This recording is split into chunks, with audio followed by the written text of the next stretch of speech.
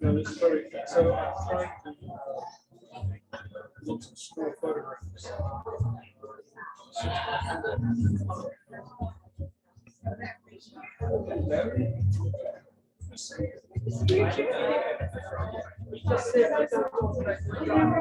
Of course.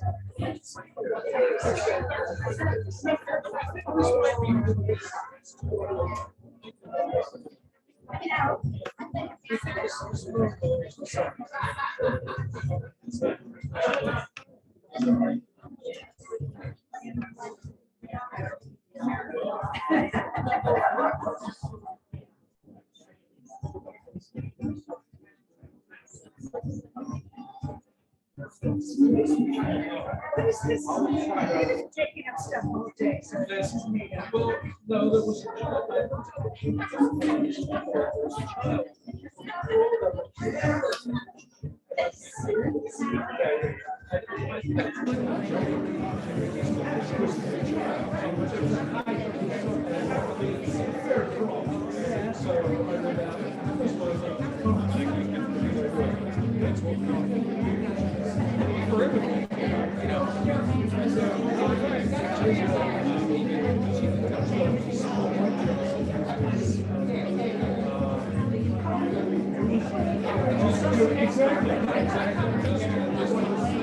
So she was already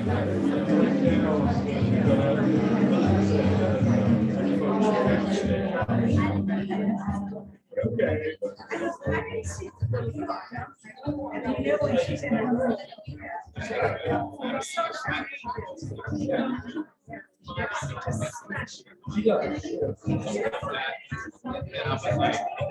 So.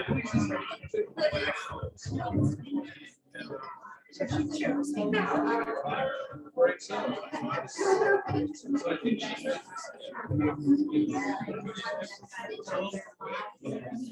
fully aware. Exactly.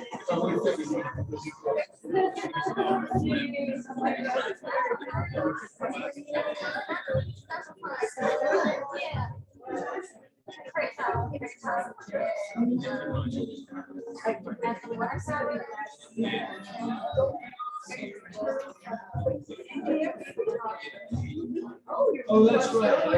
I was storming up to most of the great middle of America. That's right. That's right.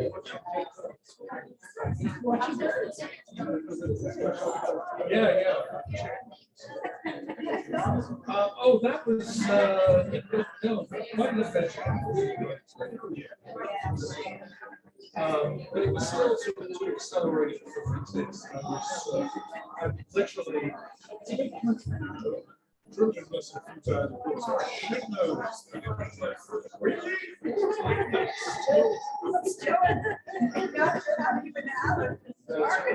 Exactly. So since then,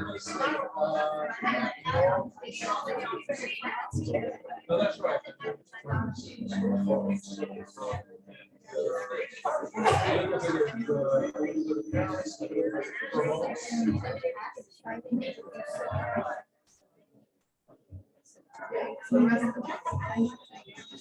Well, let's see. I don't know what's still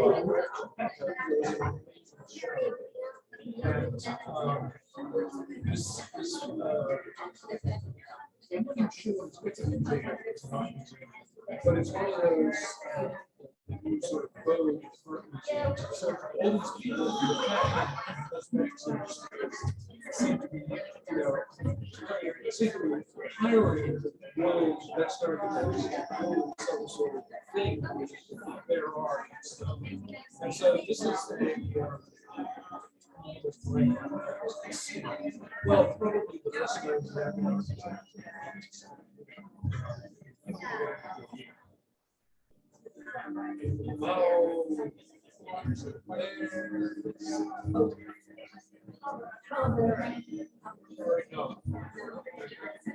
Yes, yes, right there. So these were three-year buildings. Yeah. This one is it's fantastic. It's amazing. Bingo. And the Russian show was that the number is down. Of course, it's not very good. I don't know, but it's spectacular.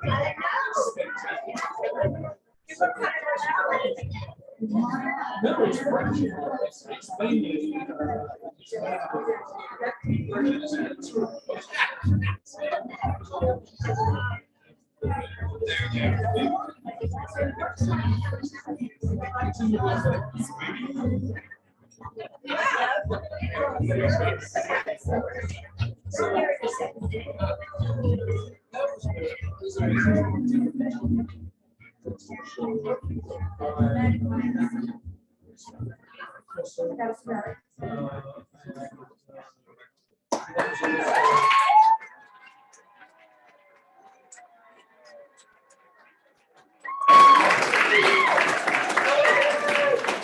Okay, so when I was a little girl, I always dreamt of like having like a whole, music video, bust out, and everybody.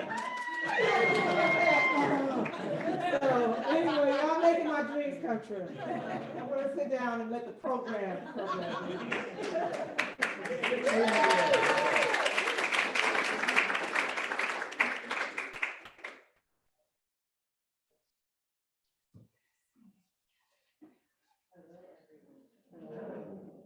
My name is Malesha Taylor.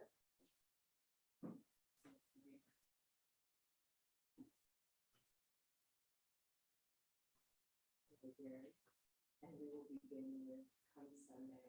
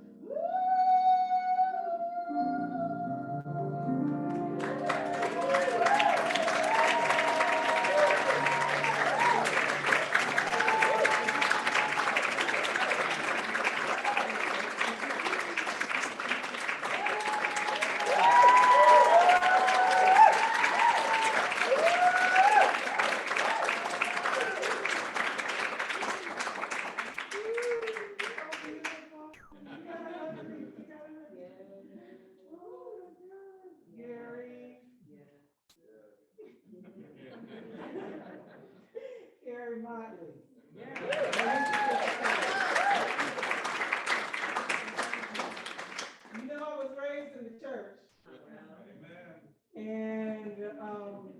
shout comes from that tradition, and I create in community.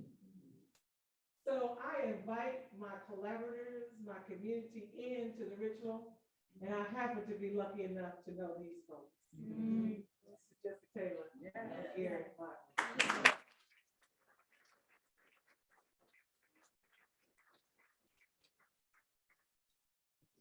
Would you like it? Yes. Okay. Oh my goodness, they have a screen up here. I can see myself.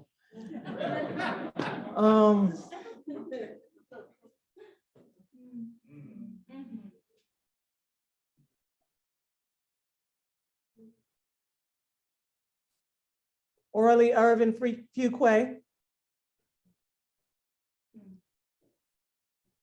Dr. Doris Derby.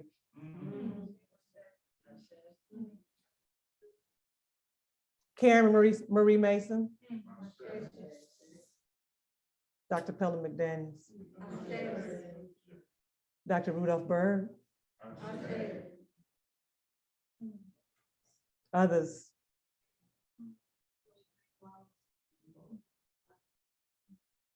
Sam. Marie Child. Ivani Brayster. Sydney Portier. Bell Hooks. Bell Hooks. Toni Morrison. Cicely Tyson. Maya Angelou.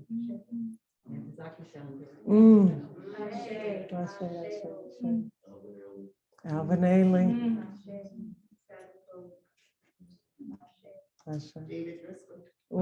David Driscoll. Chuck Davis. Paul Carter Harrison. Okay. Michael K. Williams. Valerie Boyd. Yes. John Lewis. Octavia Butler. Coretta Scott King. Ruby Doris Smith Robinson. C.T. Vivian. She's alive. And we're grateful for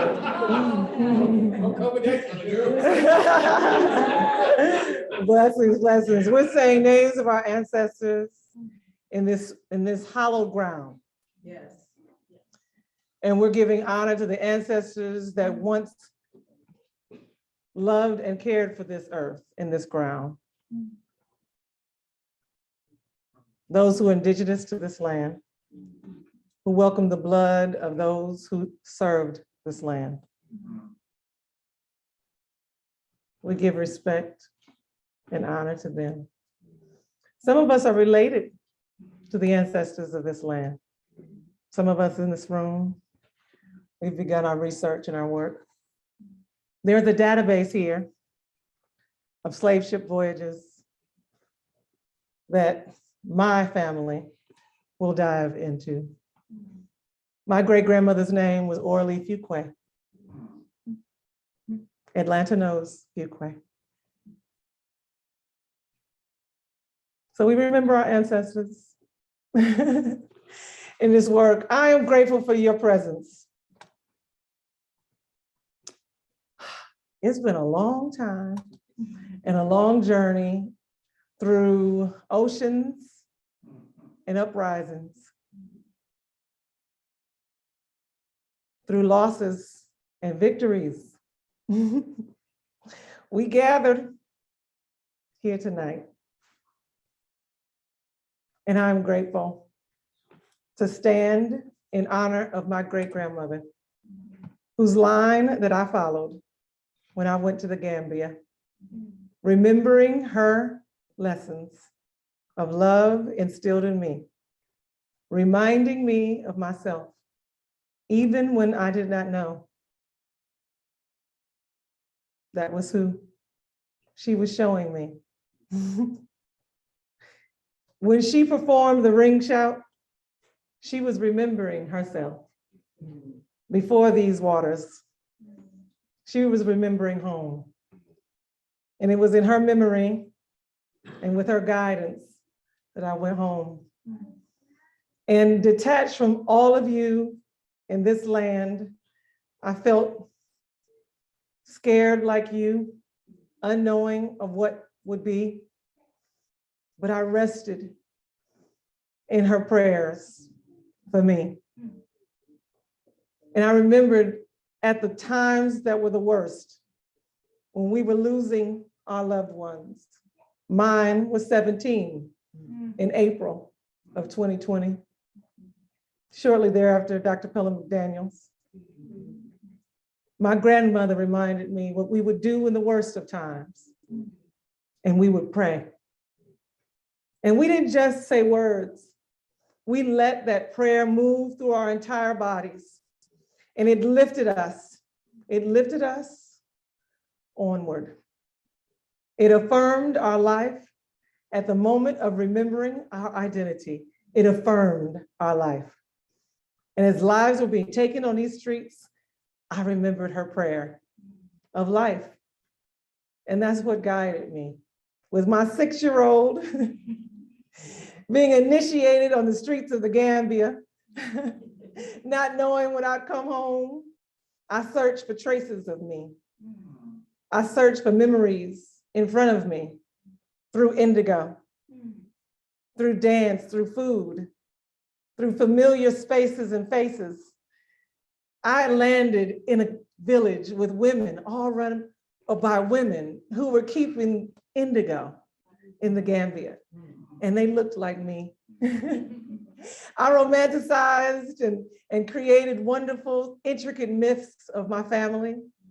When I landed in Janjanbureh, one of the 6 slave ports in the Gambia, surrounded by the River Gambia, basically a drive-through for slave ships.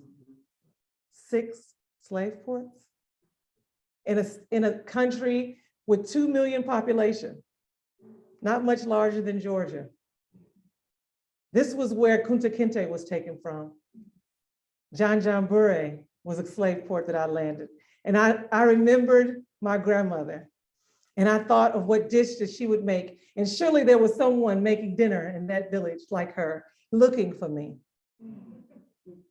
That's how I walked through that village with my guide, romanticizing, creating myths and stories and dreams, thinking of my grandmother's prayers to lift me, thinking Fuquay, French. Arrived here, grand ancestor named Grace, in a party of 9 from France, with a group of Huguenots freeing from religious persecution, Gilliam Fuquay. Became the founder of Fuquay, Verona, West Virginia. Yeah, all of those stories are connected even to Emory. I didn't even know that I would be in this place, learning all of this, while I knew that I was coming home to build a praise house, to remember the 800 unmarked graves in Oakland Cemetery. It's good to see you. 800 unmarked graves were discovered again in 2016, and it inspired the construction of an actual replica of a praise house. Praise houses were where we gathered in safe spaces, sometimes in secret, to perform what was called the ring shout, that same shout my grandmother taught me. Sometimes we would gather in secret spaces in order to assert and affirm our African identity. We would sing and call in response. We would stand in circle, and the whole room of us would move. The whole room of us would move, Angela. The whole room. We would move. We would move. We would move. We would move. We would move. The whole room of us, collecting our collective intentions, our collective prayers for freedom. We would. The most known ring shout on Freedom's Eve, watch night service. I imagined how the ring shout must have been performed in secret places in the dark. I painted in indigo. I just followed their stories, Angela. I followed their stories. Crushed oyster shells, and I thought of construction workers and those who were adapting to the terrain as they arrived. looking just like West Africa. So they painted the houses the same way they painted the houses where it come from. I thought of indigo and how far it had stretched. It had been the substance that the Portuguese was most drawn to at Cape Verde, the first point of contact, which led to the need for labor, slavery, and how indigo had traveled with us in our fingertips, dyed in our skin in some spaces. But we planted, just like cotton, indigo, and eventually we made denim jeans. Heavy cotton, mud cloth, dyed in indigo, denim jeans. But where are we in that legacy? Where's my grandmother's story?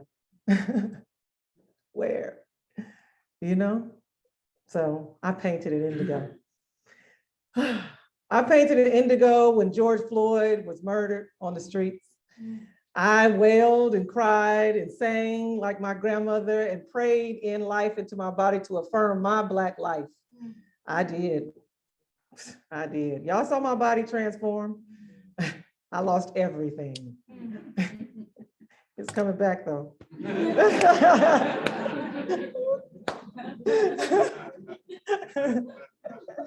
Man, oh, but man, it's been a journey, because those prayers that my grandmother instilled in me to make it through, it's been in all of us all this time. And I knew that if we just would remember it, remember them, remember that moment, take ourselves back to that place, that same place where we come from, where we return, endured all of this, that we would endure some more. And we too could make a whole new world. We could reflect on emancipation when we made a new world and we all stood for freedom and we constructed a whole new reality. This is our chance. This is our chance. We could make a new world. I know, shoot, that's what I'm doing. So as I'm painting these prayers, they're giants and they're me. It's a rites of passage. I didn't know that the movement piece that I created for Juneteenth that became the virtual version of the ring shout, because we couldn't gather and I was in the Gambia, would become the subject, me dancing, the ring shout, initiation, right to life, initiation.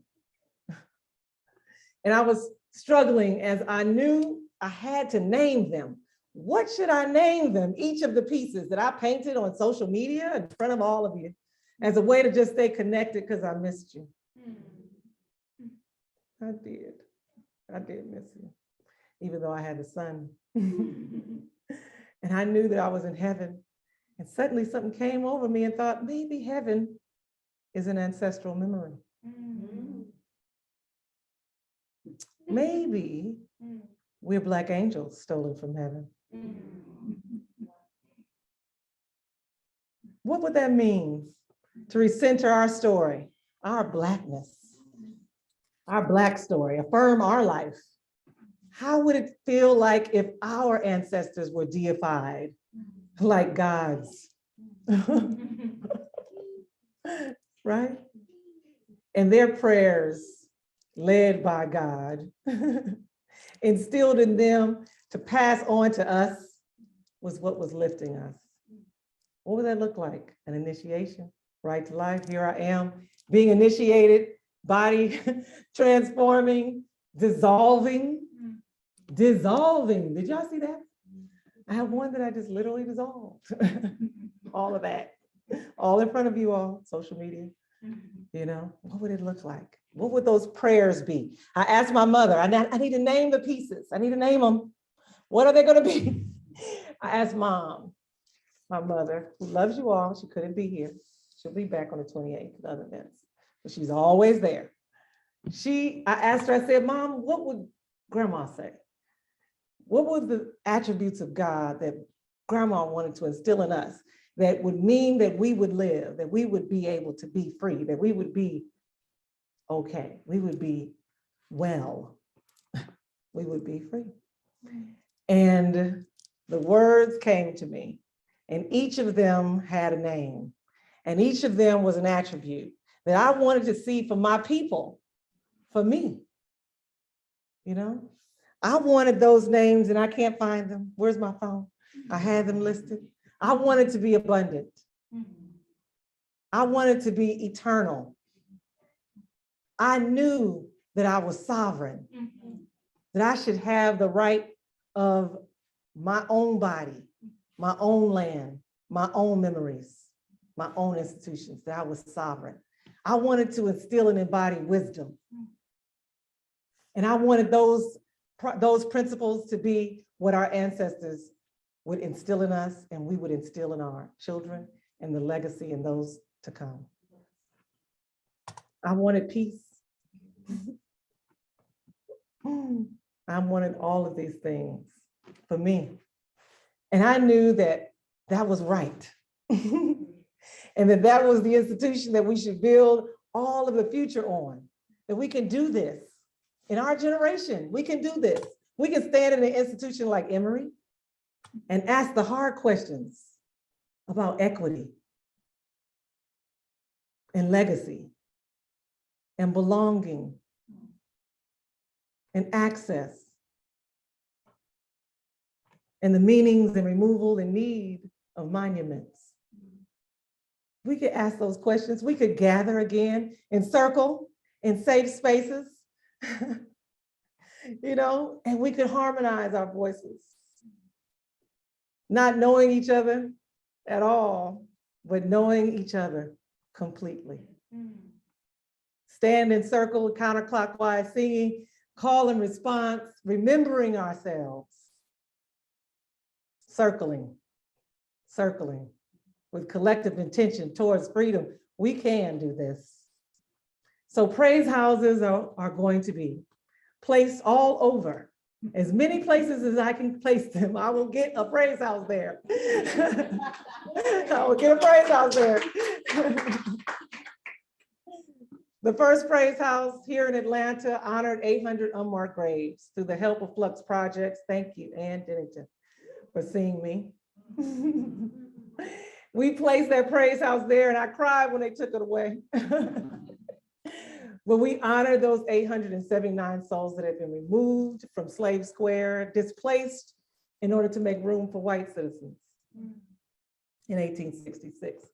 Black folks came to the cemetery for the first time to see their ancestors because it was a known fact, Oakland is not for us. From that day, from that time, that occurrence, that ripples through the history of our city. It's real. In 1886, 9 once enslaved, now freed businessmen established Southview Cemetery. Eventually, Dr. King's family would be buried there. And even recently, John Lewis's, and all the civil rights folk and Black history of Atlanta since and in between. Southview Cemetery, we'll put a praise house there. We're going to honor those 1906 race massacre victims that are buried there in the same community that was targeted by the white mob in order to interrupt Black potential. We're going to invite reinvestment in that community. Southview Cemetery.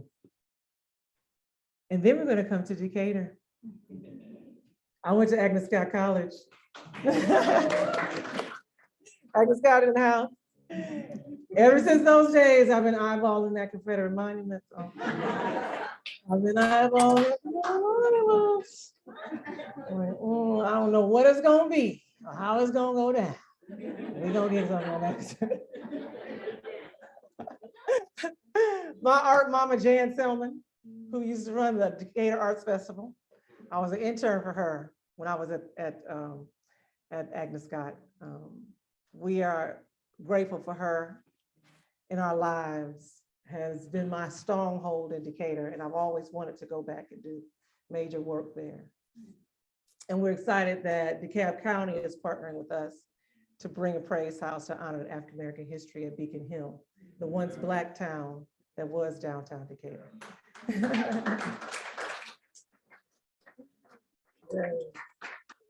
And then we'll come here to Emory and academic year 2023, 2024. Dr. Candy Tate. Emory Arts has been my project manager and also my beloved fiscal sponsor, who has been with me for what, over 10 years now?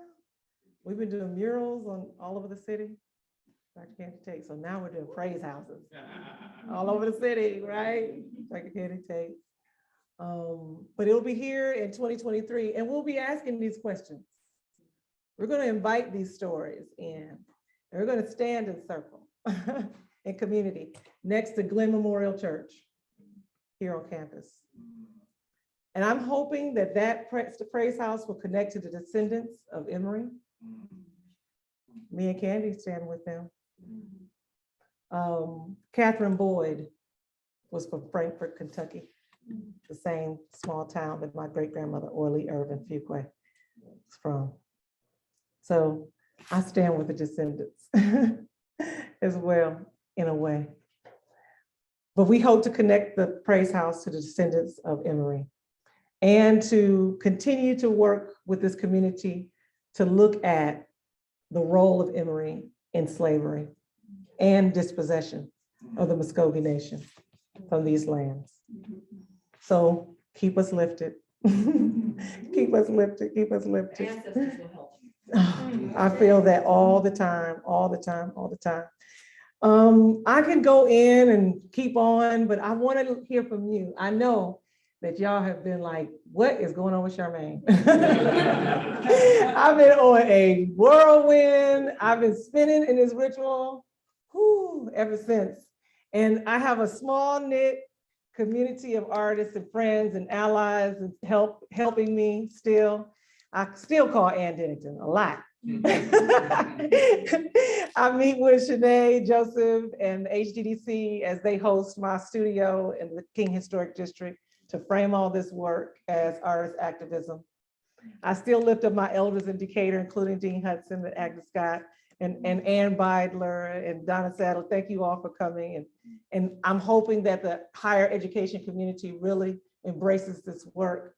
I'm connecting the work to the Woodruff Library at the Atlanta University Center. We're hoping to collect oral histories at Southview that will live there. The Auburn Avenue Research Library has always been my friend. I do programming in love with them, but I've always been a partner to the libraries and the rare books collections. Even here, the Rose Library hosted my artist residency here. Pelham McDaniels made it so. And they continue to support the work as we prepare for it coming here to Emory.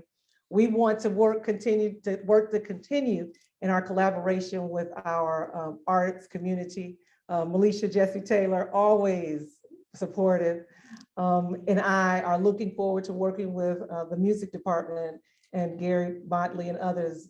Dwight Andrews is here, of course, who hosted the recording of the praise song sound score at First Congregational Church. Yes, Alicia did that. Historic Black church in downtown Atlanta.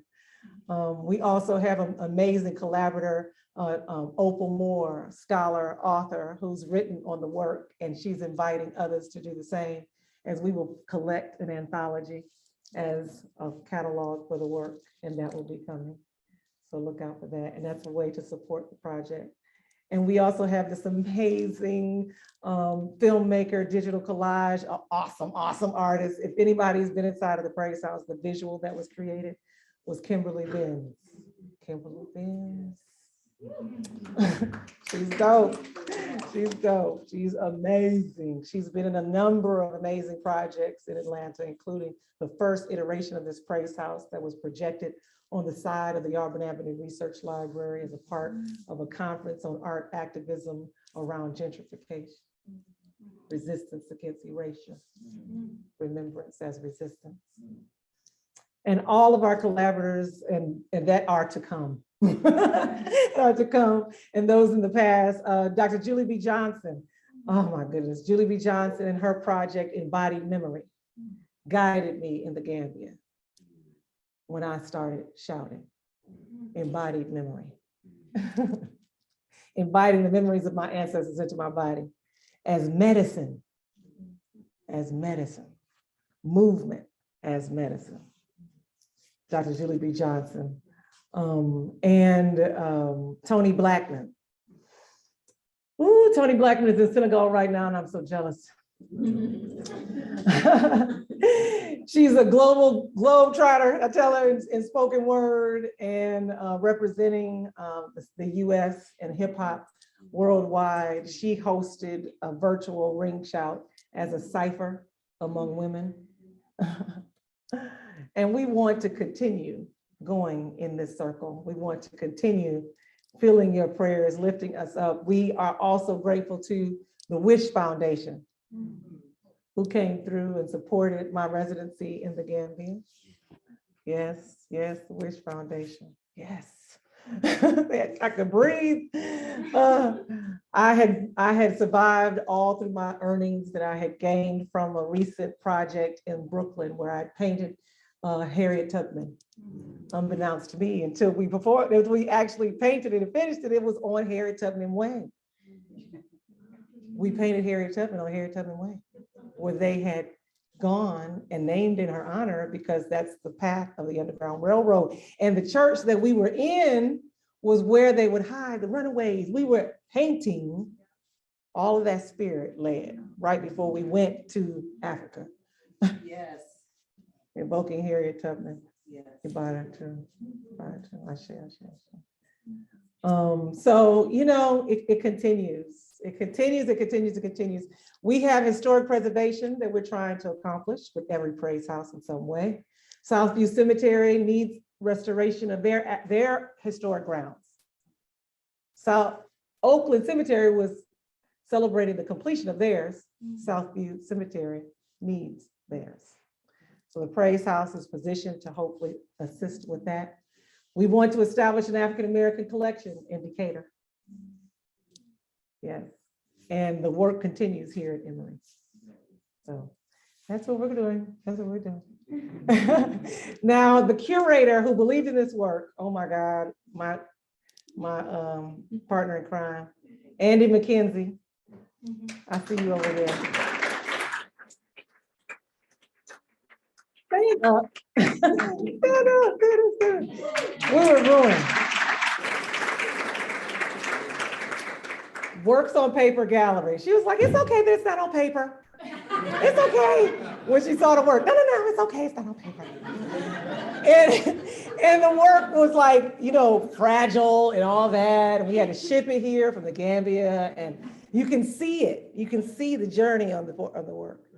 And the care that the museum took in installing it. I work with conservators and cool people with goggles on and all kinds of folks like, really, it was awesome. So thank you so much, Andy.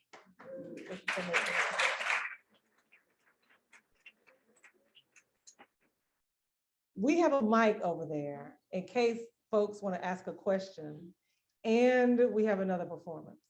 So I want to definitely leave time for that. Anybody have questions of me? Y'all want to know about this outfit? Yeah. Come on.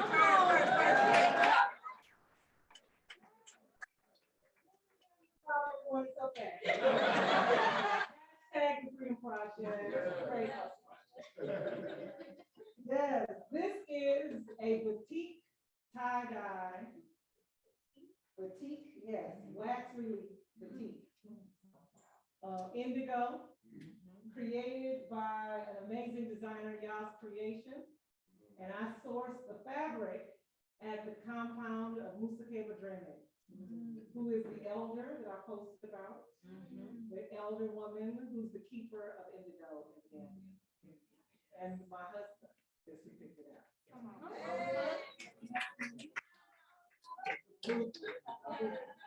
And I know, I didn't just drop it like that. Yeah. When we got to the Gambia, we went to work. I partnered with the Smiling Coast Foundation, a nonprofit on the ground there, and we started feeding folks.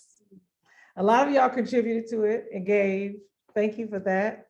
The pandemic paralyzed our markets, and every day folk needed to have those micro transactions to live. And we went to work and raised $2,500 and was able to give away 100 bags of rice to an entire village and sustain them. And we did the same again for Ramadan. The following year, we were able to sustain 25 families for the entire month from your donations. And that's my husband's foundation, the Smiling Coast Foundation.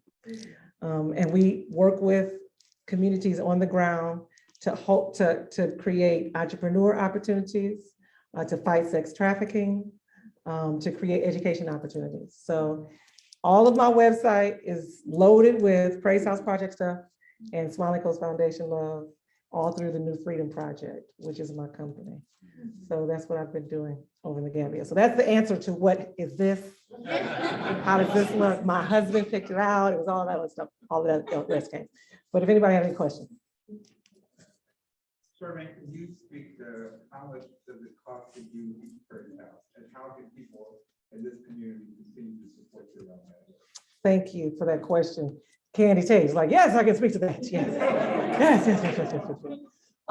Emory has just done a full assessment of the cost of a Praise House here at $250,000. Lumber has tripled in price. Yes, and we would like to create new technology in each Praise House that's specific to that community and continue doing programming with our collaborators around each Praise House. And that's about where we are. We're looking to raise $2 million for the next 2 years so we can have overhead and general operating support for our entire team. Right now, we're functioning off of my earnings. So if you need a mural, you know, and the generosity of my community partners like the HTDC for me to have a studio. I have friends who are supporting me on all levels, you know, even self-care. Artists don't have benefits. We don't. I've never had medical insurance. Y'all should know that. That's important to know, because that's also about the ask and the clarity of identity and where we are in society and what the work is ahead. There's a disparity that's real. Yeah. And it's double and triple when you're an artist. When you're a Black woman, you're an entrepreneur, you know. So, you know, jump in and help where you can. Help where you can. Yeah.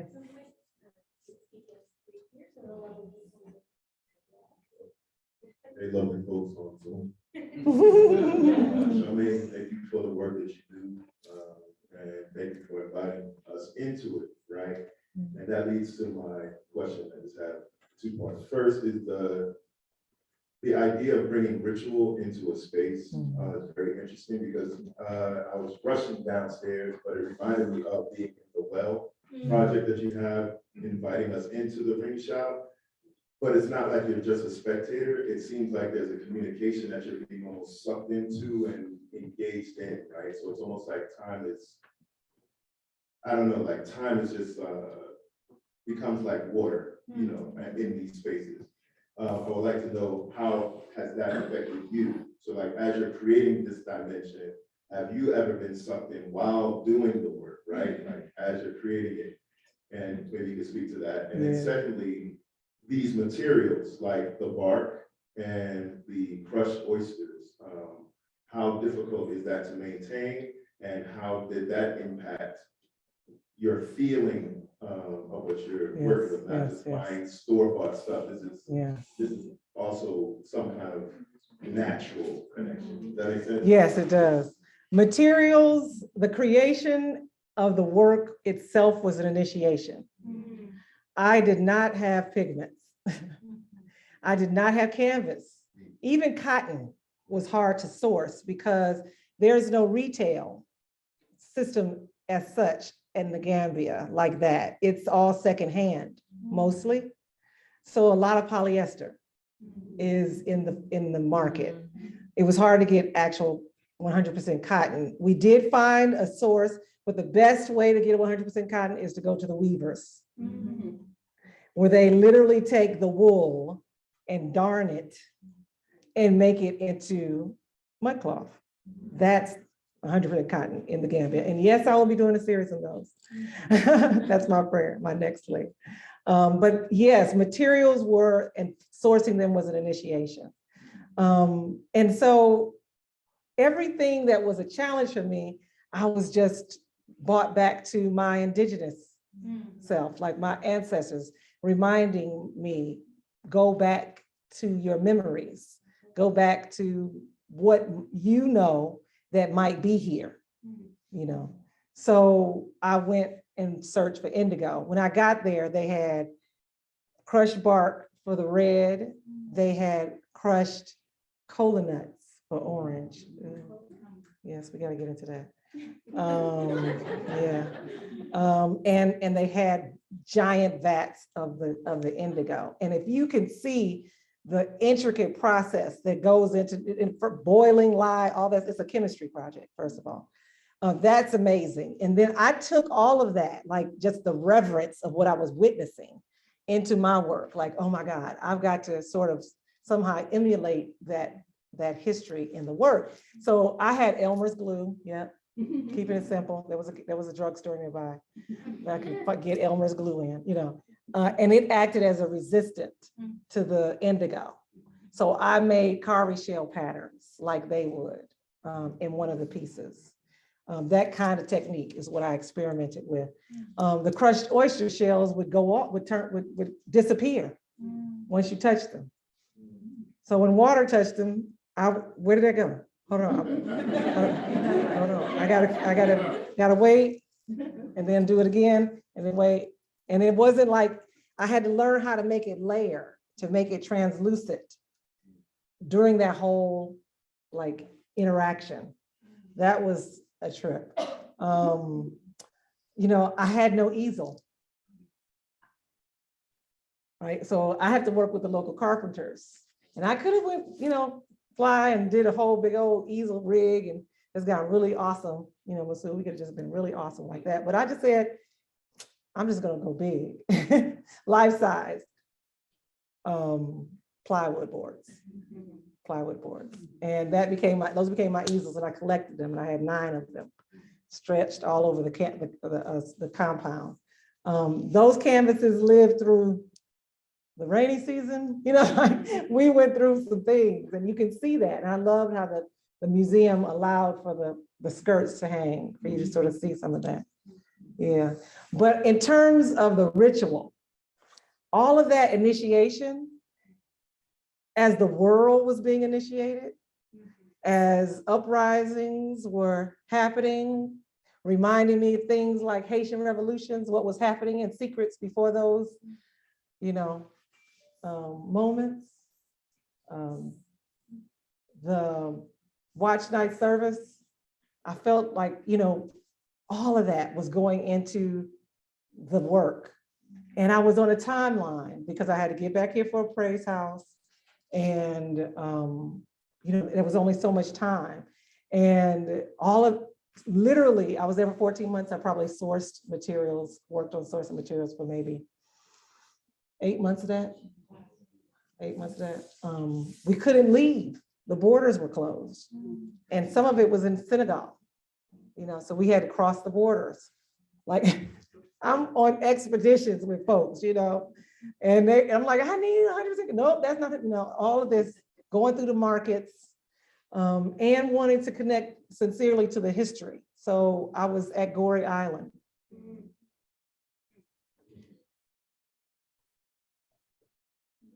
Goree Island. When I first got to the Gambia, I was commissioned to do a piece for HBO to remember the Atlanta child murders. Sheila Pre Bright and Fahamo Peku was also commissioned for that series. It was a real honor. And I did an image of the ring shout and as a mother's prayer. And I remember, I'm mentioning that now because when I got to Goree Island, I wailed out and cried and went all through this whole thing. And my husband said, dear, you know, being from there, they're taught to sort of, you know, keep the emotions under control. These things happen in the past, you know, it happened and they've sort of been conditioned to do that. And I understood, but had a different reaction, a response, and wanted to engage him sort of in a dialogue about the difference between us in that. So I asked the question and it just came over me. What do I ask him? You know, just sort of, I didn't even know I was going to ask a question. I think I just opened my mouth, and I've had moments like that. Just open my mouth. Yeah, and I said, what was it like when we were gone? When we were taken? What happened here? What happened there, like for you all? He said, it was the dark times, like the dark ages. It was there, people were getting stolen.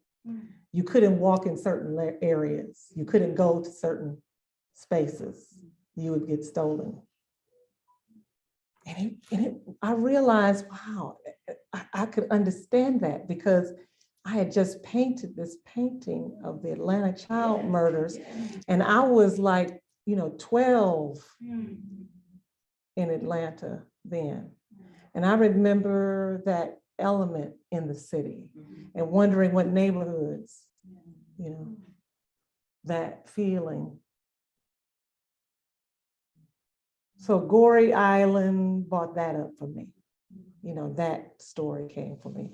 So for me, the Praise House became an opportunity to really assess the fullness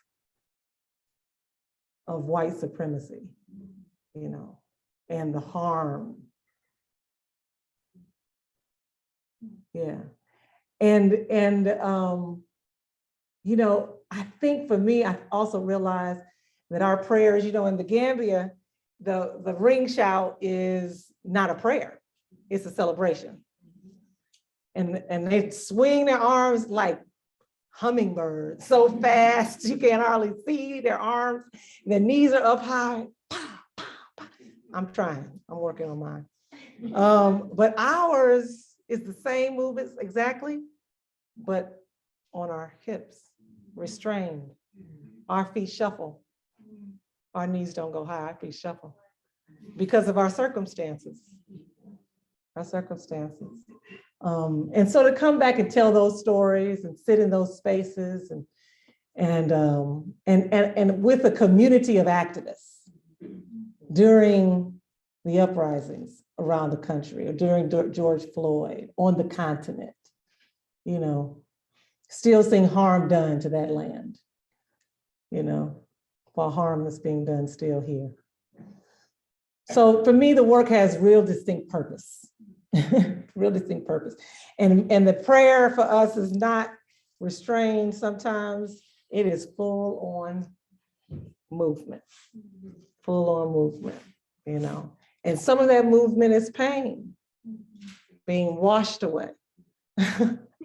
Life being welcomed in, pain being washed away, life being welcomed in, and that upliftment, to me was the answer to all of this.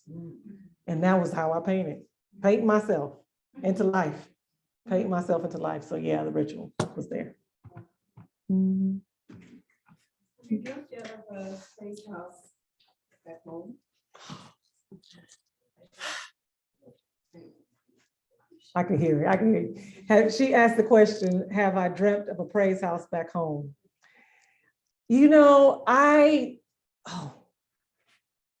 On the port of Jufere, which is where Kunta Kinte was taken from, there is the first Portuguese church, 1465.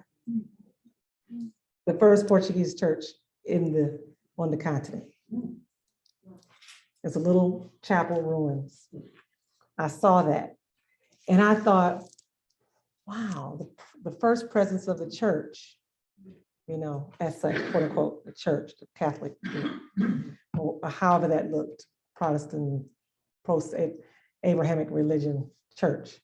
And then I thought of the ancient traditions of Islam and how those traditions migrated across the continent. And how the Praise House would come into that space. And it takes some translation to understand that our prayers were merged with our movements and our celebrations, and where things were more, or in some cases separate, ours, because of our circumstances, had to all be combined. So our celebrations were combined with our prayers. And so that is how we pray, that they do see physical full body movement as prayer. And so there, I'd like to see the story told of how we survived and how we sewed messages into our garments and into our hair and into our, when we put the ingredients in our food, you know, and that's how I walk through the space. And I'd like to continue that walk. There is a national arts council, but there's not really a fine arts field like that. It is historic preservation and heritage. Dr. Sidibe, Baba Sidibe, who was the advisor that guided Alex Haley when he discovered Kunta Kinte and told the story Roots, was our advisor, was our elder, 96-year-old griot. The griot that collected all of the griot's oral history since the 1960s. His collection makes up the National Archives. And so it's those relationships that I feel like the Praise House could come back into. And that could be the historic preservation that we uplift. Those archives, they need to be digitized. His personal archives are the archives of John Burry. He was the village griot. And his family preserves and maintains the history of the slave dungeons there. So we'd like to uplift their effort to preserve that historic space and digitize those collections so they're not lost to elements and circumstances. And that's how I would see the Praise House come home, is to uplift the work that's happening at home. Yeah, and we return. we made it home, that's how I see it. Yeah, thank you for asking. Anybody else? Yes, Olimata from home. Greetings, everybody. Nagadev. Nagadev, magnifique. My name is Olimata Tao. I'm the former executive director for the National Voting Rights Museum in Selma, Alabama. And my mother, Connie Tucker, was one of the co-founders of the National Voting Rights Museum. I met Charmaine in Gambia, and my mother is from here. So I got one from here. I like to say I'm Alagambian. So it's like Woods to say he's Malaysian, Gambian, right? So we met in the Gambia, and we were stuck. I had moved back because I lost my mom a couple years ago to cancer. My mom was the first political prisoner in the Black Power movement before Angela Davis, Beijing for Assumption for all of the Black Power movement, Native Americans, etc. So and SNCC and Martin Luther King, they were the ones that created the campaign to get her out. So my dad was a student here in Tuskegee University, and he was a roommate with a guy by the name of Willie Ricks. If you know anything about history, Willie Ricks is also Mukasa Dada. So he introduced my mom to my dad when she finally got out of prison. And so I've had this life where I grew up as a movement child, but I grew up in Gambia. And so moving back to Gambia to heal, I meet this phenomenal artist, and we know all the same people. All the same people. In the same circles, do the same work, but we never met each other. So through a mutual friend, we hooked up. And I'm an international publicist, even though I do history and museums on the side. She tells the world. PR and marketing. So she hired me to direct the documentary for a dance, Juneteenth celebration. Yeah, the Juneteenth celebration. And I recall it was the movements from that dance that birthed this series. Yes, yes. And I know you were asking about what was the word? Having, help me out here, rituals, thank you, having rituals. And she was having a ritual. That's how the actual art piece birthed. When she was dancing, because I was directing everything, and Charmaine came So I'm a professional African dancer, so I was giving her some movement. And as she was moving, actually before we did that, she did a ritual by the ocean with water and a prayer. And then after we did that, we moved on to the scene under the baobab tree where she starts these movements that I had given her, and she fell. She lived, it was like literally a different energy. Everything it just lifted her up and she fell. And I think for me in that moment probably is where maybe she even got the inspiration to decide to paint that, because it was such a euphoric sensation to see her dancing while we were trying to organize this dynamic documentary to kind of just tell the story and bring the pieces of the puzzle together. So I just wanted to mention that, but I also want to mention too that in my work as the executive director for the National Voting Rights Museum in Selma, Alabama, and I also, I've been taking people to Africa since I was 17 or 45, taking about 400 people. And I took an artist by the name of Sizzla Kalonji a couple of years ago, and the chief of the village loved Sizzla so much, she promised me some land. So while I was in the Gambia, Sizzla kept like on me, what's the land, the land, the land? And so I said, well, you know, I can't ask these people for land and not do anything for him. So he started sending me money and I started taking care of that financially through the pandemic. And we bags, oil, rice, you name it. And so out of that, they actually gifted us the land. And it's 150 by 150 square feet. Charmaine helped me do the website, ConnieTuckerLegacy.org. We're raising money to go down and clear the land, build the fence, and start actually building on the land. So the plan is to build a Pan-African museum, a skills center, a library, and lodging for students who have exchange projects with artists, maybe artists in residence, because she's working on an artist in residence in land that she bought on the beach in the Gambia as well. So we have a lot of plans, and I hope that you can support us. I left some magazine, some newspapers from Selma. Yay, thank you. Thank you. And my name is Oli Montatal, and you can always reach me on Charmaine. Thank you. My Gambia family's here. Yay. Yes, Olimata helped me with that, a couple of projects. She was my publicist there.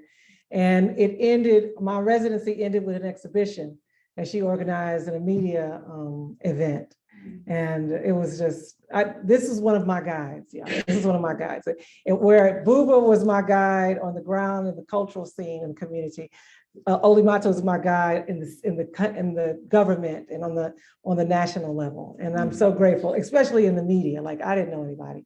Olimata has me all in the media. I'm like on the news and folks are coming by the compound. It was awesome. So I'm grateful, Olimata, for all your work. And the connection with the civil rights stuff and me and you. Oh my God, it all makes sense. It all makes sense. Does anybody else have any questions? Oh my goodness. I love y'all. I don't want it to end, but there's more to come. The show will be up until September 10th. I want to give room for the curator to introduce the musicians again. They have amazing bios, and I'd like for you to know some of their dopeness. And as they close the evening with an amazing second song. So I'm so grateful for my friends.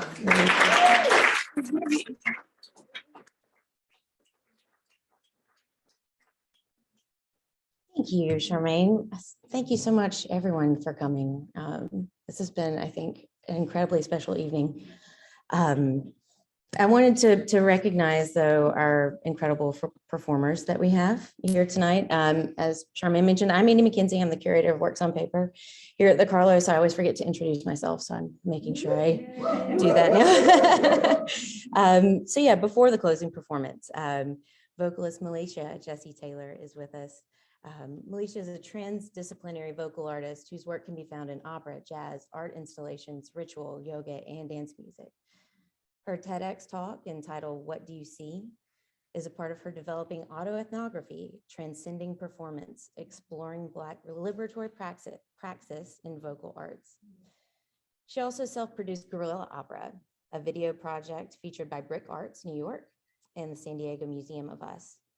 Malesha was the featured soprano in Fear Is Their Alibi, an electroacoustic or opera on police brutality. written for soprano, bassoon, and electronics by composer Dr. Yvette Jackson, with whom she will perform again at the Biennale Venice 2022.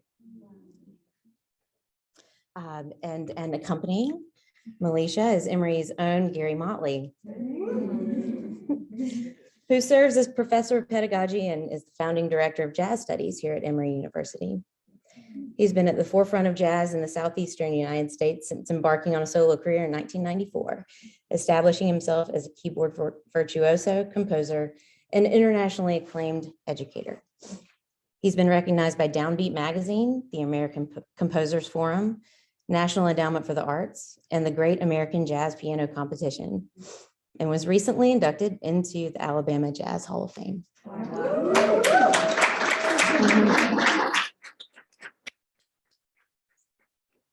Featured on public radio's Piano Jazz with Miriam McPartland, he shared the stage with artists such as Dave Brubeck, Wynton Marsalis, Mel Torme, and Bob Minster. And I feel like I should say a couple of things about Charmaine. It seems like you all know her very well. And it's been such a pleasure to hear all of these incredible things about her. But I want to say a few more things. And I wish Pelham was here in my place.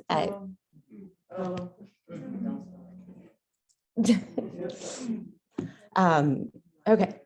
In addition to numerous solo and group exhibitions, Charmaine has curated several exhibitions at the Auburn Avenue Research Library. She also works as a producer, truly doing everything. Her most recent production is the Georgia Incarceration Project, an archives to performance collaboration with Spelman College and the University of Georgia. This is 2019. And of course, you all know you can see her many murals all around Atlanta. Her community-based practice often draws from public archives as she excavates the stories of African-American women-led resistance, spirituality, and power. She recently served as the Stuart A. Rose Library Artist in Residence here at Emory, where she produced in collaboration with Flux Projects, as Charmaine has mentioned, Remembrance as Resistance, Preserving Black Narratives. She was recently awarded the prestigious National Endowment of the Arts Our Town Grant to present her Praise House project in 3 different locations, hopefully many, many, many more, in the metro Atlanta area to celebrate the African-American history of those communities.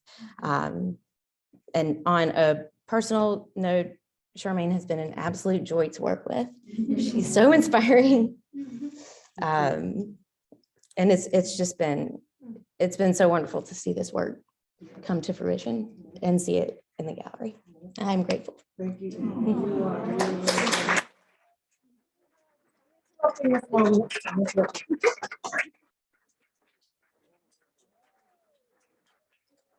Dad is a preacher, y'all. She's from the church too. She's from the church too. All right, so with all that taken care of, our performers, right? Can we come back? Our closing performance?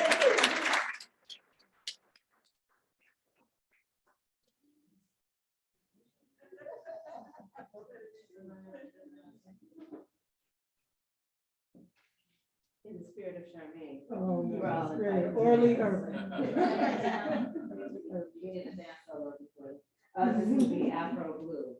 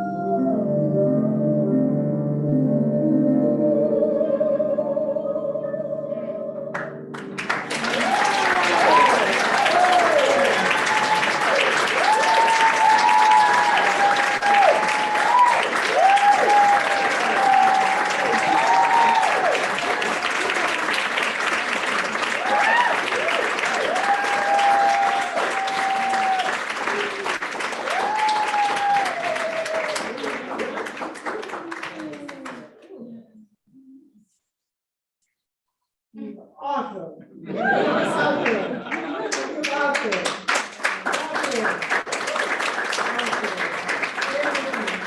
Thank you all. Thank you. Thank you. Thank you for remembering with me. Thank you. Thank you for remembering. Thank you. Thank you.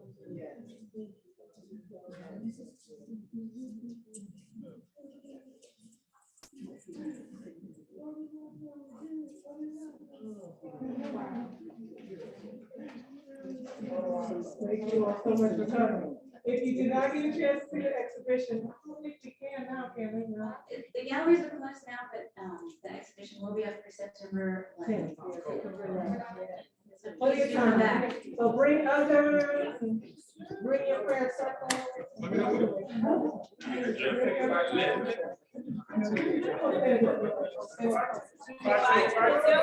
All right, thank you for joining us. Oh my goodness, that's right, we're far and wide. We're hopefully all over the world. Thank you, Zoom, for joining us.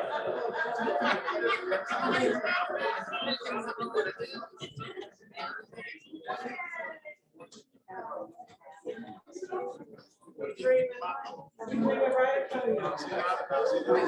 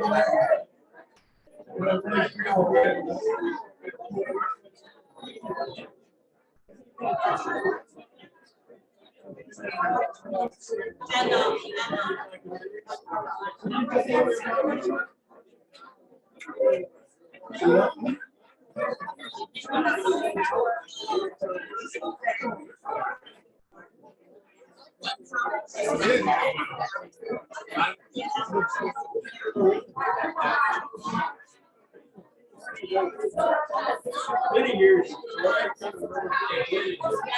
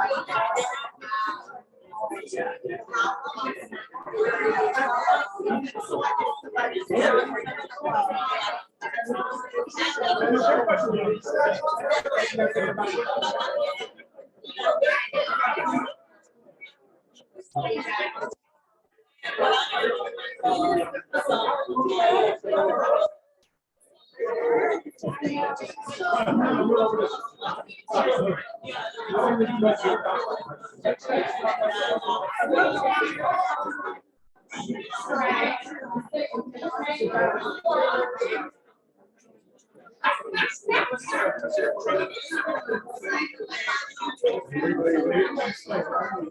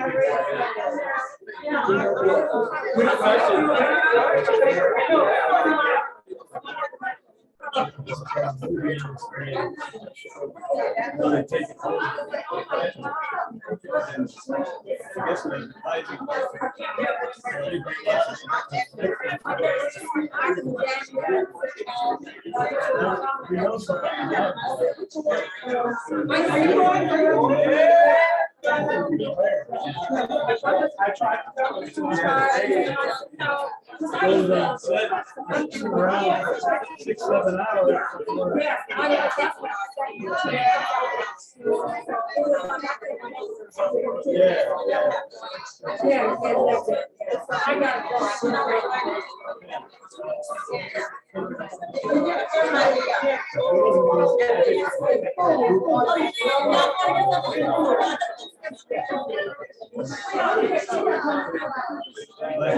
My son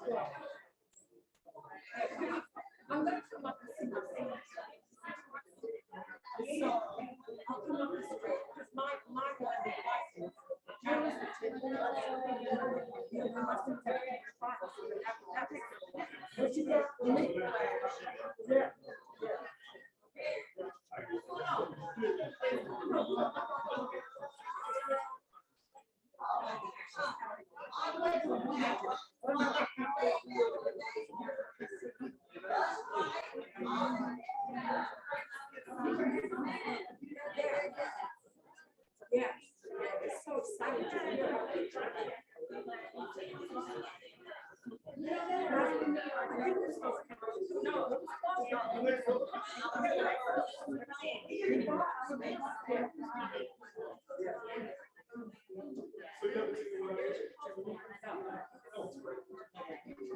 But I get to talk about it.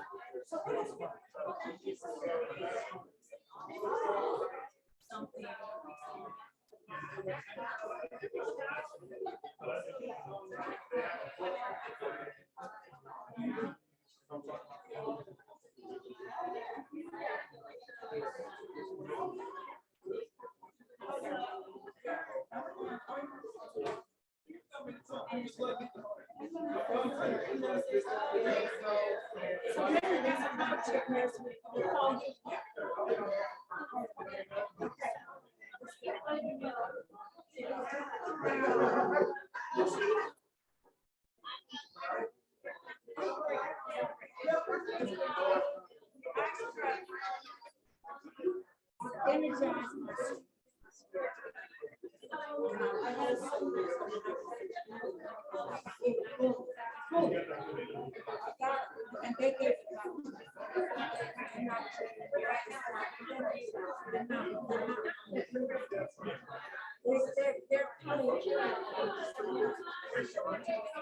They give me back. It's so joyful. And I know I'm pretty unconventional, but I'm trying to have it over together. Just so I'm gonna keep you all doing stuff.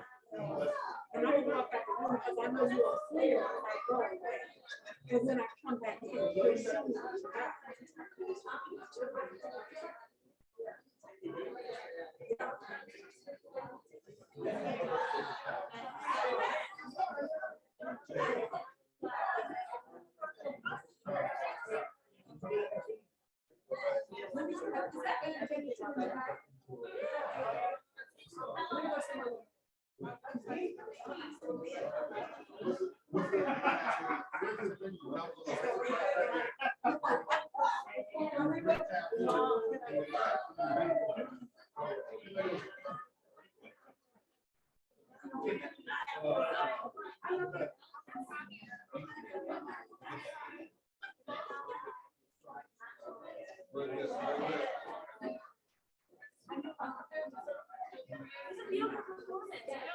A little after we got other names.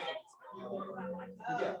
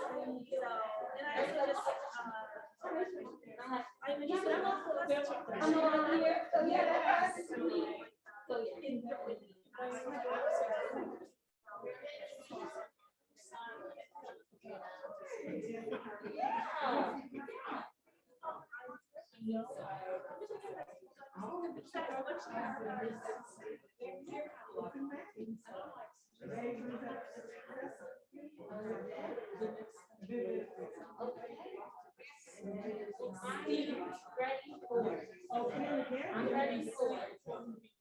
Welcome to the family. You don't know who you are?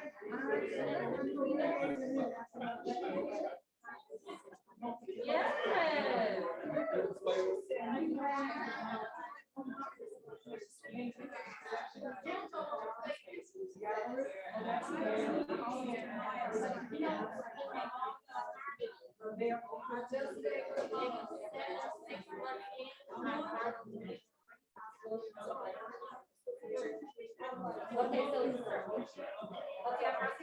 Okay, now I'm here.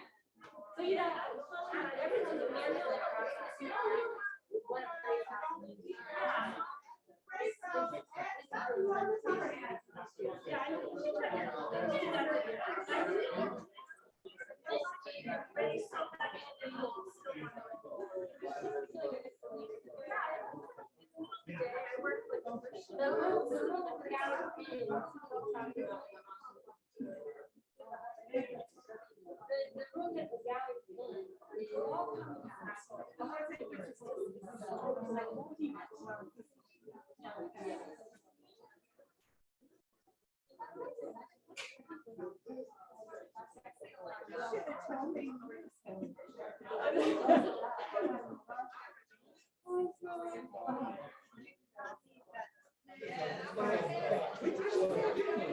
No, you didn't need the slides at all. No. Yeah, That's why I so said it's okay if we don't do those. that It would have was. been like all of that over, because they were the